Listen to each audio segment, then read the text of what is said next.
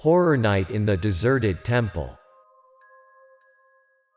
The story I am about to tell you was told by my grandfather.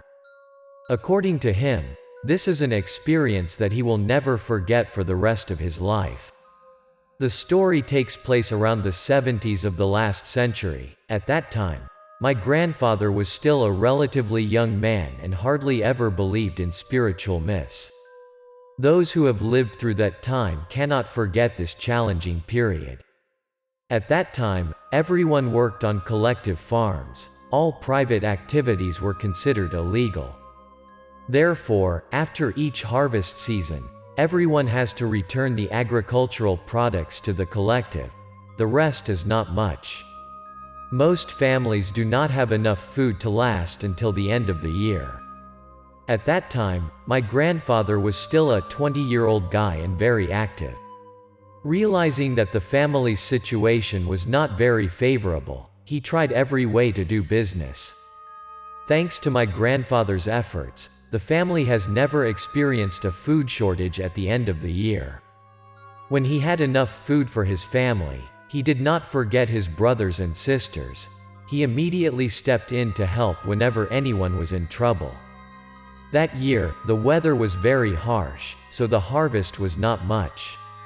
After handing over the right amount of food, many families have almost nothing left to eat. My grandfather's sister's family was also among them.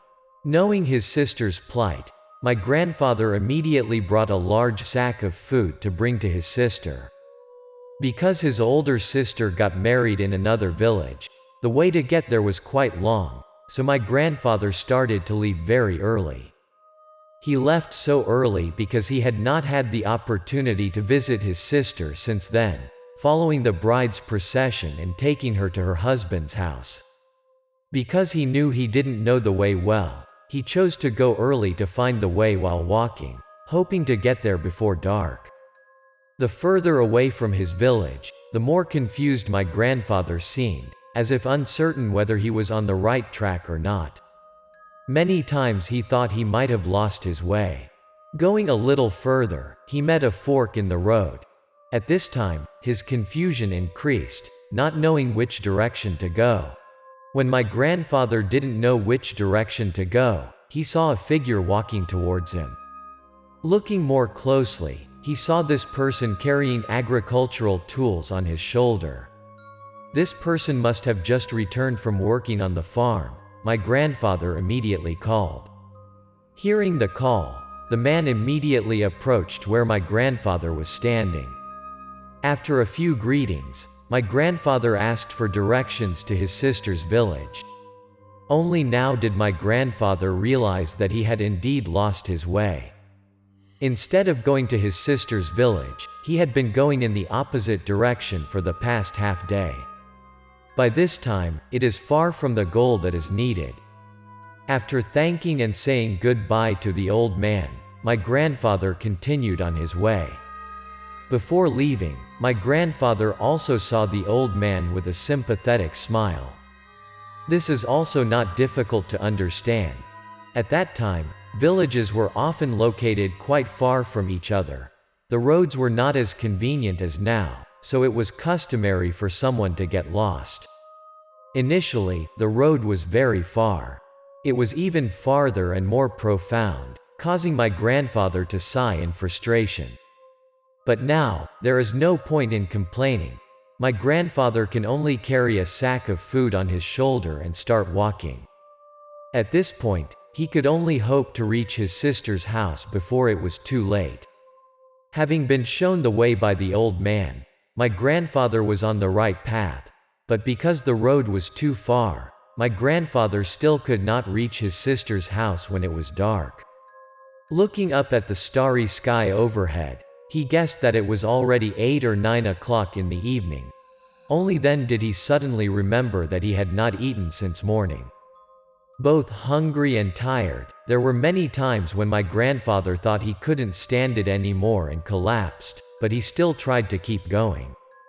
He was anxious to see his sister, and partially because he understood that it was not good to stay alone in the woods at night. From the village elders, he had heard many terrible stories. He usually just thought these stories were bullshit, but for some reason, these stories popped up so clearly in his head now.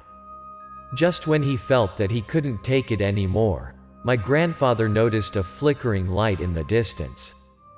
Feeling overjoyed, my grandfather quickly walked over to it. If he couldn't get to his sister's house in time, staying at this house for one night would be a good option. The closer he got to the house, the brighter the light emitted. My grandfather was thrilled, but he wasn't mistaken, after all. At this challenging time, do not expect to beg for a meal, but if he has nothing to eat, he can at least ask for a sip of water to drink. Now his throat was dry as if it was about to burst. Getting closer to the house, my grandfather noticed some shadows in the place. It seems that everyone in the house has not yet gone to sleep but is still sitting and talking by the lamp. Seeing this scene, my grandfather felt quite happy. At least there were still people in the house who had not gone to sleep. In the countryside, people usually go to bed very early, so he doesn't want to disturb the people's sleep in the house. My grandfather strode faster towards the house. But as soon as my grandfather stepped through the door, he jumped in surprise. Just a few seconds ago, there were still a few people in the house, but now there was no one in the house. One more thing is that this is not an ordinary house but a shrine. Looking around, my grandfather didn't see anything other than the statue. He looked in the middle of the house. There was a table used to display worship items, but the table was also empty at this time. Except for the white candle, there was nothing else. No matter how loudly he called out, no one answered. The only unique thing in this small shrine is the white candle placed on the altar. Instead of emitting warm golden light, this candle gives off a faint white light, making everything around in the light of the candle become extremely strange. A little disappointed with the things in front of him, my grandfather immediately took a food bag and walked towards the corner of the house. At this time, he was pretty young. There were many things that he did not know, so he did not care about that strange candle anymore. In addition, my grandfather is already extremely tired. He intends to stay here for one night to regain his strength and then continue on the road tomorrow morning. Having just gone through a tiring day of walking, plus not having eaten since morning until now, my grandfather's body was almost exhausted. Not a few minutes after leaning his back against the wall, he fell asleep without realizing it. If you are a person living in the countryside, no one does not know the saying. It is better to sleep in an empty grave than to sleep in a deserted temple, said the old people of the village. My grandfather also knew about it, but he was so tired that he forgot these warnings. Old people often have a lot of experience drawn from their own lives, so it's not unreasonable for them to tell their children like that. Sure enough, at midnight that night, something happened. At this moment, a cold wind blew out the candle in the temple. As soon as the candle was blown out, a series of strange sounds resounded. This sound is near and far, indeterminate as if echoing from somewhere very far away. Sometimes it sounded like a groan of pain. Other times, it sounded like someone's lamentation. The strange sound grew louder and louder, finally waking my grandfather. Reluctantly opening his eyes, my grandfather noticed that his surroundings were completely black. My grandfather is still very confused. He cannot imagine what is going on. When he got used to the dark, my grandfather turned his tired eyes to the door. He was suddenly startled because there were many people in the temple right now. My grandfather immediately wondered, why are these people still here at this late hour?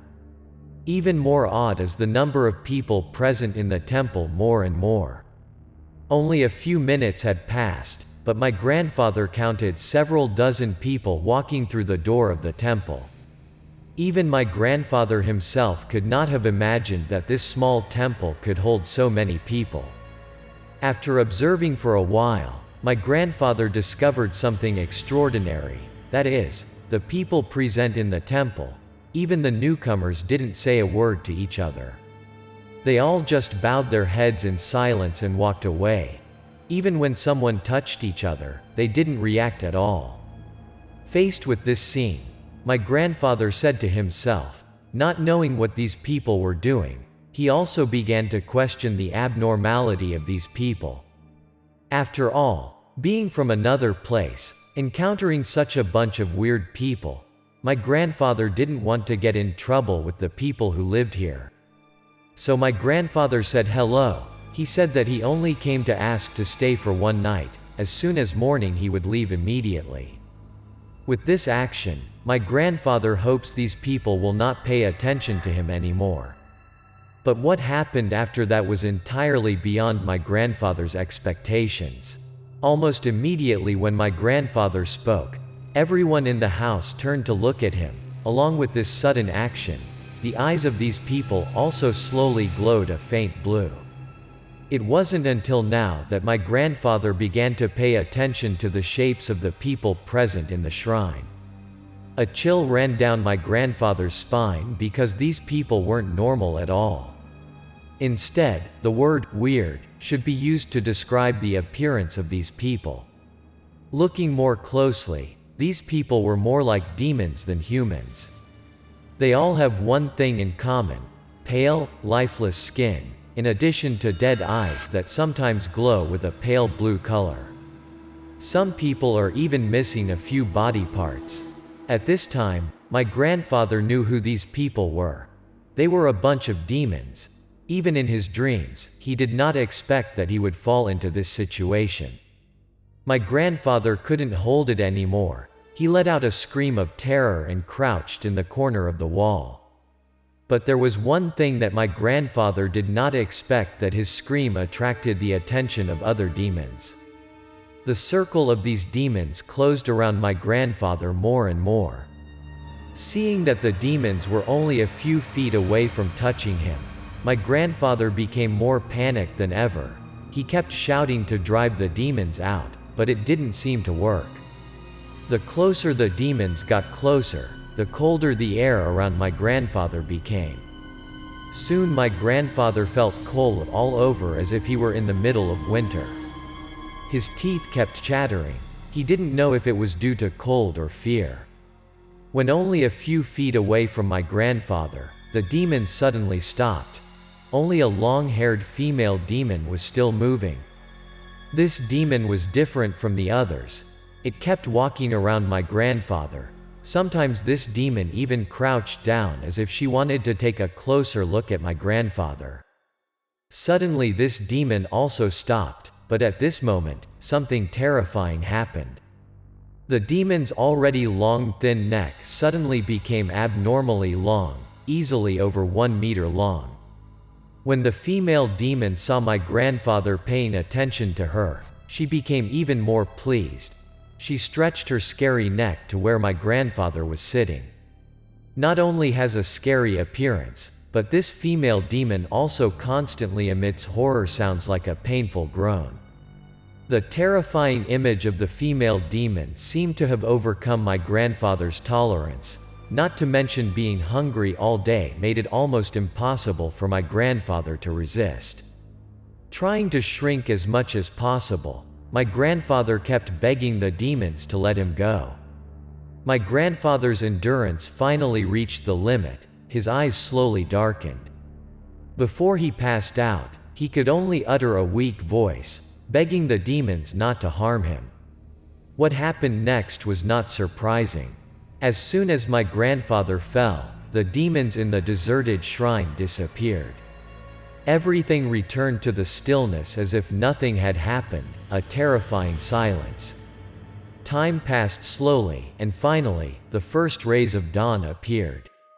It was at this moment that a scream came from within the deserted temple. The owner of this frightened scream was none other than my grandfather. It was the morning sunlight that penetrated the holes of the deserted temple that woke him up. As soon as my grandfather opened his eyes, he looked around for the demons, but he was nowhere to be seen. The reason my grandfather was so scared was that the scene around him had changed entirely.